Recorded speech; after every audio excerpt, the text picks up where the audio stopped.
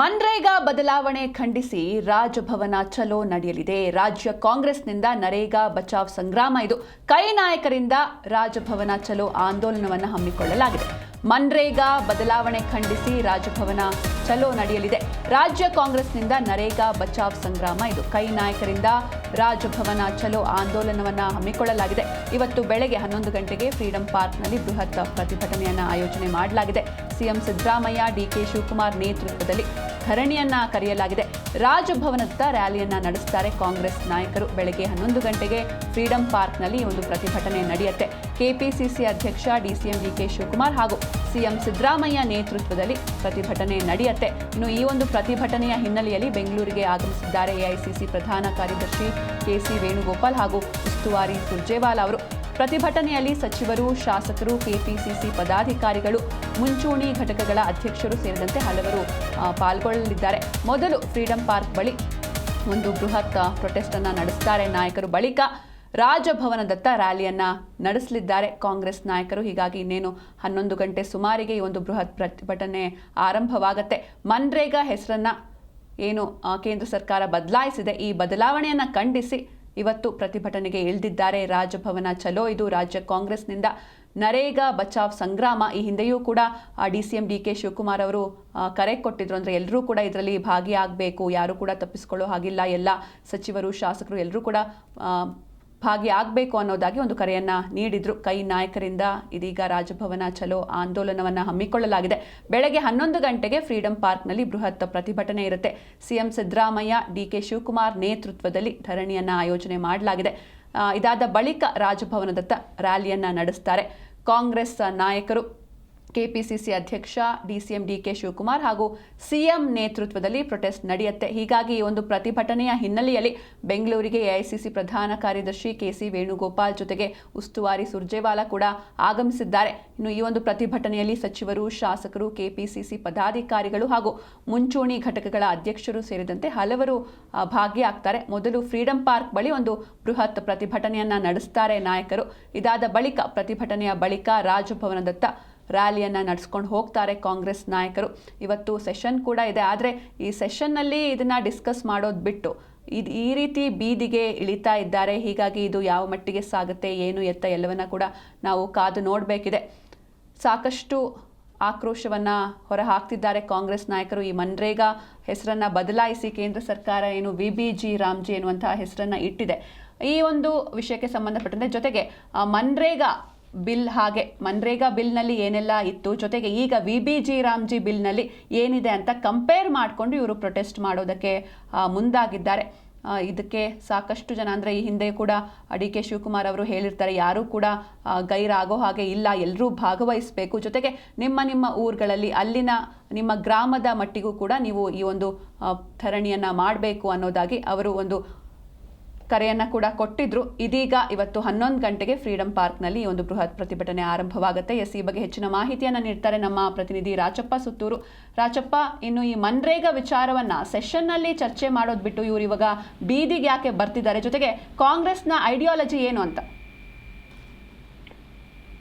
ಚಿಂತನ ಇದು ಕೇಂದ್ರ ಸರ್ಕಾರದ ವಿರುದ್ಧ ನಡೆಸುವಂತ ಹೋರಾಟ. ಹಾಗಾಗಿ ಬೀದಿಗೆ ಇಳಿದು ಹೋರಾಟ ಮಾಡೋ ಮೂಲಕ ಕೇಂದ್ರ ಸರ್ಕಾರವನ್ನ ಗಮನ ಸೆಳಿಬೇಕು ಅಂತ ಅನ್ನೋ ಕಾರಣಕ್ಕೋಸ್ಕರ ರಾಜ್ಯ ಸರ್ಕಾರ ಮಾಡ್ತಾ ಇರುವಂತದ್ದು. ಮತ್ತು ಇದು ಕೇವಲ ವಿಧಾನ ಮಂಡಲದಲ್ಲಿ ಚರ್ಚೆ ನಡೆಸಲಿಕ್ಕೆ, ಯಾಕಂದ್ರೆ ಈ ಒಂದು ವಿಷಯದಲ್ಲಿ ವಿಧಾನ ಮಂಡಲದಲ್ಲಿ ಏನ್ ಚರ್ಚೆ ನಡೀತದೆ ಆ ಚರ್ಚೆಗೆ ಉತ್ತರವನ್ನ ನೀಡಲಿಕ್ಕೆ ಇಲ್ಲಿ ಕೇಂದ್ರ ಸಚಿವರು ಯಾರು ಇಲ್ಲ. ವಿಧಾನಸಭೆಯಲ್ಲಿ ಕೇಂದ್ರ ಸಚಿವರು ಭಾಗವಹಿಸಲಿಕ್ಕೆ ಸಾಧ್ಯವಿಲ್ಲ. ಹಾಗೆ ತಮ್ಗೆ ಮಾಹಿತಿ ಕೊಡ್ತಿದೆ ಅಂತ ಅನ್ಸುತ್ತೆ. ಈ ಒಂದು ವಿಚಾರದಲ್ಲಿ ವಿಧಾನಸಭೆಯಲ್ಲಿ ಆಗುವಂತ ಚರ್ಚೆಗೆ ಉತ್ತರವನ್ನ ಯಾರು ಕೊಡ್ಬೇಕು ಅಂತ ಪ್ರಶ್ನೆ ಬಂದಾಗ ಕೇಂದ್ರ ಸರ್ಕಾರದ ಸಚಿವರು ಕೊಡ್ಬೇಕಾಗತ್ತೆ ಈ ಒಂದು ವಿಧೇಯಕದ ಬಗ್ಗೆ. ಹೀಗಾಗಿ ರಾಜ್ಯ ಸರ್ಕಾರ ಈ ಒಂದು ವಿಧೇಯಕವನ್ನ ಇಲ್ಲಿ ವಿಧಾನಸಭೆಯಲ್ಲಿ ಚರ್ಚೆ ಮಾಡಿದ್ರೆ ಅದಕ್ಕೆ ಉತ್ತರವನ್ನ ಕೊಡ್ಲಿಕ್ಕೆ ಯಾರು ಕೇಂದ್ರ ಸಚಿವರು ಇರೋದಿಲ್ಲ. ಹಾಗಾಗಿ ಕೇವಲ ಬಿಜೆಪಿ ನಾಯಕರು ಅದನ್ನ ಡಿಫೆನ್ಸ್ ಪ್ರಯತ್ನ ಮಾಡ್ತಾರೆ ಹೊರತು ಅದಕ್ಕೆ ಉತ್ತರವನ್ನ, ಪ್ರಶ್ನೆಯನ್ನ ರಾಜ್ಯ ಸರ್ಕಾರ ಎತ್ತುವಂತ ಪ್ರಶ್ನೆಗಳಿಗೆ ಉತ್ತರವನ್ನು ಕಂಡುಕೊಳ್ಳಿಕ್ಕೆ ಯಾರು ಇಲ್ಲ. ಮತ್ತು ಅದಕ್ಕೆ ಈ ಒಂದು ಸಂಬಂಧಪಟ್ಟ ಕ್ರಮ ಕೈಗೊಳ್ಳಿಕ್ಕೂ ಸಹ ಅಧಿಕಾರ ರಾಜ್ಯ ಸರ್ಕಾರಕ್ಕಿಲ್ಲ ಅಥವಾ ಬಿಜೆಪಿ ನಾಯಕರಿಗಿಲ್ಲ. ಈ ಒಂದು ಹಿನ್ನೆಲೆಯಲ್ಲಿ ರಾಜ್ಯ ಸರ್ಕಾರ ದೇಶದಾದ್ಯಂತ ಈ ಒಂದು ವಿಷಯವನ್ನ ಗಮನ ಸೆಳೆಬೇಕು ಅಂತ ಅನ್ನೋ ಕಾರಣಕ್ಕೋಸ್ಕರ ಮುಖ್ಯಮಂತ್ರಿಗಳು ಮತ್ತು ಕೆಪಿಸಿಸಿಯ ಉಸ್ತುವಾರಿ ಹೊತ್ತಂತ ರಣದೀಪ್ ಸಿಂಗ್ ಸುರ್ಜೇವಾಲಾ ಮತ್ತು ಎಐಸಿಸಿಯ ಕಾರ್ಯದರ್ಶಿ ಆಗಿರುವಂತಹ ವೇಣುಗೋಪಾಲ್ ಅವರು ಸಹ ಈ ಒಂದು ಹೋರಾಟವನ್ನ ಮಾಡುವ ಮೂಲಕ ಈಗಾಗಲೇ ದೆಹಲಿನಲ್ಲಿ ಕಾಂಗ್ರೆಸ್ ನಾಯಕರು ಮೊನ್ನೆ ದೊಡ್ಡ ಮಟ್ಟದ ಸಮಾವೇಶ ನಡೆಸಿ ಕೇಂದ್ರ ಸರ್ಕಾರದ ವಿರುದ್ಧ ಮನರೇಗಾ ಸಂಬಂಧಪಟ್ಟಂತೆ ಪ್ರತಿಭಟನೆ ನಡೆಸಿದ್ದಾರೆ. ಹೀಗಾಗಿ ರಾಜ್ಯವ್ಯಾಪಿ ಮತ್ತು ದೇಶವ್ಯಾಪಿ ಹೋರಾಟವನ್ನು ಕೈಗೊಂಡಿರುವ ಹಿನ್ನೆಲೆಯಲ್ಲಿ ಬಹಿರಂಗವಾಗಿ ಪ್ರತಿಭಟನೆ ನಡೆಸಿದ್ದಾದರೆ ಕೇಂದ್ರ ಸರ್ಕಾರದ ಮುಕ್ತತೆ ಅಂತ ಅನ್ನೋದು ಮತ್ತು ಅದನ್ನ ರಾಜ್ಯಪಾಲರ ಮೂಲಕ ಆ ಒಂದು ವಿಷಯವನ್ನ ಕೇಂದ್ರ ಸರ್ಕಾರ ಗಮನ ತರಬೇಕು ಅಂತ. ಈಗಾಗಲೇ ಕಾಂಗ್ರೆಸ್ ನಾಯಕರು ಪ್ರತಿಭಟನೆ ಮಾಡಿ ಬಿಜೆಪಿ ಕಚೇರಿನ ಮುತ್ತಿಗೆ ಹಾಕ್ಬೇಕು ಅಂತ ಒಂದು ತೀರ್ಮಾನ ಕೈಗೊಂಡಿದ್ರು. ಆದ್ರೆ ಬಿಜೆಪಿ ಕಚೇರಿ ಮುತ್ತಿಗೆ ಹಾಕಿದ್ರೆ ಅದು ರಾಜಕೀಯ ಹೋರಾಟ ಆಗುತ್ತೆ. ಹೀಗಾಗಿ ಕೇಂದ್ರ ಸರ್ಕಾರದ ಪ್ರತಿನಿಧಿ ಆಗಿರುವಂತಹ ರಾಜ್ಯಪಾಲರಿಗೆ ಕಚೇರಿಗೆ ಮುತ್ತಿಗೆ ಹಾಕಿದ್ದೆ ಆದಲ್ಲಿ ಅದು ಕೇಂದ್ರ ಸರ್ಕಾರಕ್ಕೆ ಮುಟ್ಟೆತ್ತು ಅನ್ನೋದು ರಾಜ್ಯ ಸರ್ಕಾರದ ತೀರ್ಮಾನ. ಹೀಗಾಗಿ ಈ ಒಂದು ಹೋರಾಟವನ್ನು ಆಯೋಜನೆ ಮಾಡುವಂತದ್ದು ಸಾಂಕೇತಿಕ ಹೋರಾಟನ ಹೊರತು ಇದರಲ್ಲಿ ಈ ತಾರ್ಕಿಕ ಹೋರಾಟವೇನಲ್ಲ. ಇದನ್ನ ಹಂತ ಹಂತವಾಗಿ ಹೋರಾಟವನ್ನು ಕೈಗೊಳ್ಳಬೇಕು ಅಂತ ರಾಜ್ಯವ್ಯಾಪಿ ಹೋರಾಟವನ್ನು ಮಾಡ್ತಾ ಇದ್ರೆ ಅದರ ಮೊದಲ ಭಾಗವಾಗಿ ಬೆಂಗಳೂರಿನಲ್ಲಿ ರಾಜಭವನ ಚಲೋ ಕಾರ್ಯಕ್ರಮ ಹಮ್ಮಿಕೊಂಡಿದ್ದಾರೆ. ಹೀಗಾಗಿ ಇಂದು ಫ್ರೀಡಂ ಪಾರ್ಕ್ ನಲ್ಲಿ ಇನ್ನು ಕೆಲವೇ ಅರ್ಧ ಗಂಟೆ ಒಳಗಾಗುತ್ತೆ 10:30 ಒಳಗೆ ಮುಖ್ಯಮಂತ್ರಿ ಸಿದ್ದರಾಮಯ್ಯ ಮತ್ತು ಡಿಸಿಎಂ ಡಿ.ಕೆ. ಶಿವಕುಮಾರ್ ಈ ಒಂದು ಪ್ರತಿಭಟನಾ ಸಭೆಗೆ ಅವರು ಆಗಮಿಸ್ತಾರೆ. ಇಲ್ಲಿಂದ ಪ್ರತಿಭಟನೆಯಲ್ಲಿ ಭಾಗವಹಿಸಿ ನಂತರ ರಾಜಭವನ ಚಲೋ ಮಾಡುವಂತ ಒಂದು ಸಾಧ್ಯತೆ ಇದೆ. ಹೀಗಾಗಿ ಈಗಾಗಲೇ ಸಾಕಷ್ಟು ಬಿಗಿ ಭದ್ರತೆಯನ್ನು ಪೊಲೀಸರು ಸಹ ಹಮ್ಮಿಕೊಂಡಿದ್ದಾರೆ. ಈ ಒಂದ್ ಕಡೆ ಬಿಜೆಪಿ ಕಾಂಗ್ರೆಸ್ ಅವರು ಪ್ರತಿಭಟನೆ ಮಾಡ್ತಾ ಇದ್ರೆ ವಿರುದ್ಧವಾಗಿ ಬಿಜೆಪಿಯವರು ಸಹ ವಿಧಾನಸೌಧದ ಗಾಂಧಿ ಪ್ರತಿಮೆ ಬಳಿ ಪ್ರತಿಭಟನೆ ಮಾಡುವ ಮೂಲಕ ರಾಜ್ಯ ಸರ್ಕಾರದ ಭ್ರಷ್ಟಾಚಾರದ ವಿರುದ್ಧ ಹೋರಾಟಕ್ಕೆ ಕೈಗೊಂಡಿದ್ದಾರೆ. ಹೀಗಾಗಿ ಸಂದರ್ಭದಲ್ಲಿ ರಾಜ್ಯ ಸರ್ಕಾರ ಮಾಡ್ತಿರುವಂತದ್ದು ರಾಜಕೀಯ ಸರ್ಕಸ್ ಆದ್ರೂ ಸಹ ಅದರ ಕೇಂದ್ರ ಸರ್ಕಾರದ ಗಮನ ಸೆಳೆಯುವಂತ ಪ್ರಯತ್ನವನ್ನು ಈಗಾಗಲೇ ಮಾಡಿದೆ. ಹಾಗಾಗಿ ಕೇಂದ್ರದ ಸಚಿವರಾದಂತಹ ಶಿವರಾಜ್ ಸಿಂಗ್ ಚೌಹಾಣ್ ಅವರು, ಕುಮಾರಸ್ವಾಮಿ ಅವರು ಬಿಜೆಪಿ ಶಾಸಕರಿಗೆ ಈಗಾಗಲೇ ಅಶೋಕ ಹೋಟೆಲ್ನಲ್ಲಿ ಒಂದು ದಿನಗಳ ಕಾಲ ತರಬೇತಿ ಕಾರ್ಯಕ್ರಮ ಹಮ್ಮಿಕೊಂಡು ರಾಜ್ಯ ಸರ್ಕಾರ ಯಾವೆಲ್ಲ ಕೌಂಟರ್ ನ ಕೊಡುತ್ತೆ ಅಥವಾ ಒಂದು ಆರೋಪವನ್ನು ಮಾಡುತ್ತೆ ಅದಕ್ಕೆ ಪ್ರತಿಯಾಗಿ ಕೌಂಟರ್ ನ ಕೊಡಬೇಕು ಅಂತ ಕಾಣಿಸ್ತಾ ತಮ್ಮ ಪಕ್ಷದ ಶಾಸಕರಿಗೂ ಸಹ ಒಂದಷ್ಟು ಮಾಹಿತಿಯನ್ನು ಕೊಟ್ಟಿದ್ದಾರೆ. ಒಟ್ಟಾರೆಯಾಗಿ ವಿಬಿಜಿ ರಾಮ್ಜಿ ಕಾಯ್ದೆಯನ್ನ ರಿಪೀಲ್ ಮಾಡಿ ಅಂದ್ರೆ ಅದನ್ನ ರದ್ದುಪಡಿಸಿ ಹಿಂದಿನ ಮನರೇಗಾ ಕಾಯ್ದೆಯನ್ನು ಜಾರಿಗೊಳಿಸಿ ಅಂತ ಕಾಂಗ್ರೆಸ್ ಸರ್ಕಾರ ಹೋರಾಟ ಮಾಡ್ತಿದೆ. ಅದಕ್ಕೆ ಪ್ರತಿಯಾಗಿ ಬಿಜೆಪಿಯವರು ಸಹ ಹೋರಾಟವನ್ನು ಮಾಡ್ತಾ ಇದ್ದಾರೆ. ಇದು ಕೇವಲ ರಾಜಕೀಯ ಕಾರಣದ ಹೋರಾಟ ಆದ್ರೂ ಸಹ ಇದು ದೊಡ್ಡ ಮಟ್ಟದಲ್ಲಿ ಜನಾಂದೋಲನವಾಗಿ ಅಥವಾ ಜನರಿಗೆ ರೀಚ್ ಆಗ್ಬೇಕು.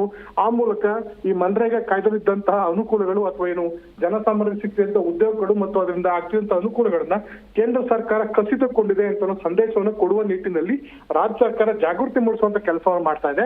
ಹಾಗಾಗಿ ಇದೊಂದು ರೀತಿ ಜಾಗೃತಿ ಕಾರ್ಯಕ್ರಮ ಹೊರತು ಇದರಿಂದ ರಾಜಕೀಯವಾಗಿ ಕಾಂಗ್ರೆಸ್ ಪಕ್ಷಕ್ಕೇನು ಲಾಭ ಆಗೋದಿಲ್ಲ.